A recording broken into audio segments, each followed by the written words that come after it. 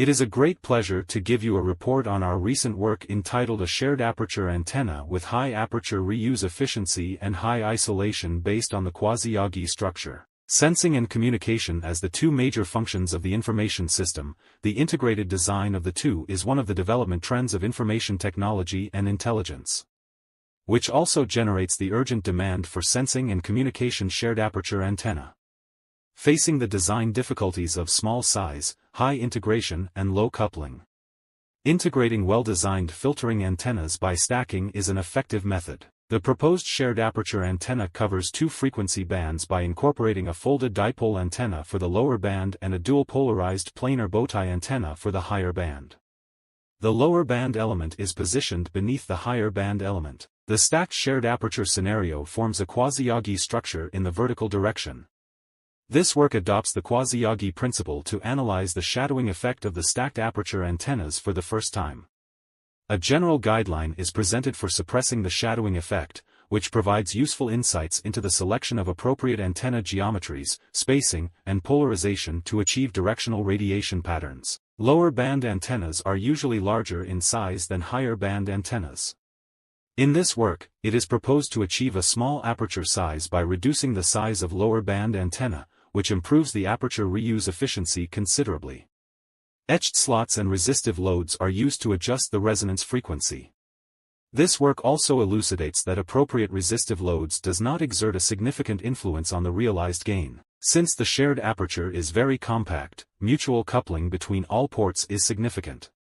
By introducing low-pass response to the lower band antenna, as well as introducing band stop response to the higher band antenna, the isolation between the lower band and higher band antenna exceeds 30 dB. Those filtering responses are fully integrated without increasing the antenna size. The proposed antenna was fabricated and measured. The measured results indicate a -10 dB bandwidth from 0.77 to 1.06 GHz for port 1, and a -10 dB bandwidth from 2.2 to 6.6 GHz for port 2. The port isolation is greater than 30 dB across the entire operating frequency. For a brief summary and prospect, a new shared aperture antenna that covers the UHF, S, and C bands with high aperture reuse efficiency and high isolation is proposed. The major innovations of this manuscript include the theoretical analysis of shadowing effect, the improvement of aperture reuse efficiency, and the reduction of mutual coupling. The design concept is expected to be applied to the design of integrated sensing and communication antenna apertures for more frequency bands and shared aperture arrays.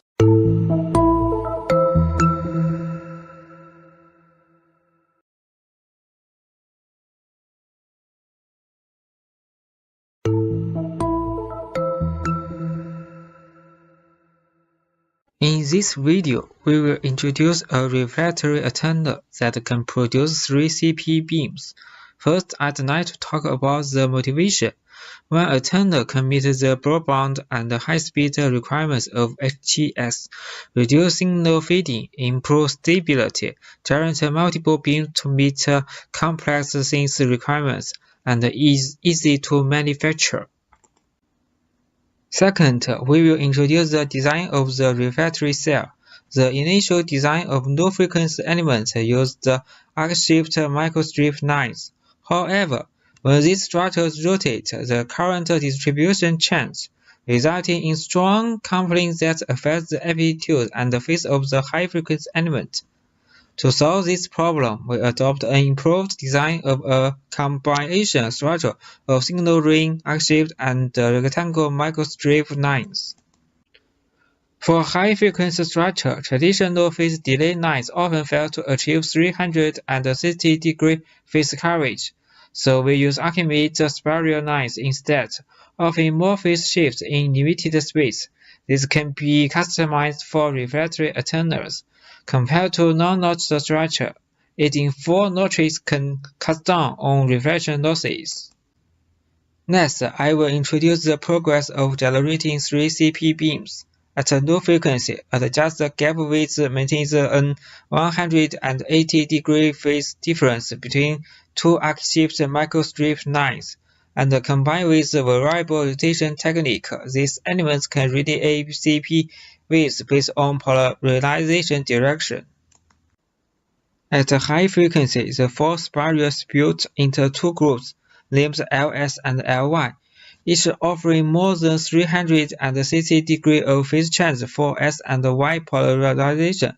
By cleverly mixing Ls and Y, you can create a phase difference of about 180 degrees that you can generate two CP beams pointing in the same direction. Furthermore, taking the rotation angle of each unit cell on the reflectory surface allows you to split these into two distinct CP beams. Finally, some simulation and measurement results are presented in the feature and the table.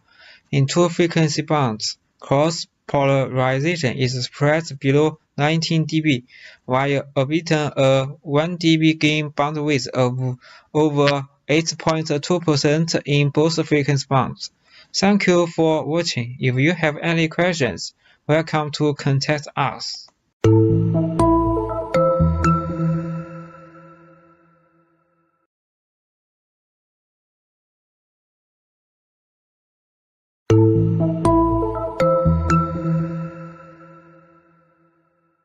We are honored to have the opportunity to present our work entitled Dual-Band Aperture-Shared Filtering Reconfigurable Intelligent Surfaces. Reconfigurable Intelligent Surfaces, RISs, have been regarded as a critical technology for 6G wireless communications. However, single-band RISs only regulate a band signal, resulting in low aperture utilization. Moreover, most of the RISs lack frequency selectivity, out-of-band signals and interference are regulated. To address those challenges, we have designed the Aperture-Shared Filtering RIS to improve the aperture utilization and manage electromagnetic spectrum. Inspired by aperture-shared antenna arrays, aperture-shared schemes are divided into three types. First, the lower and higher band subarrays are arranged side by side. The mutual coupling between them is slight. However, its aperture utilization is low.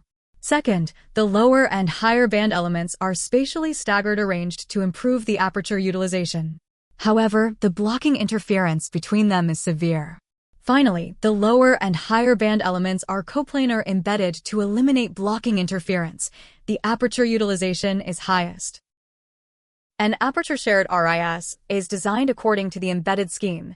First, a split ring and a polygonal patch are employed as the lower and higher elements, respectively.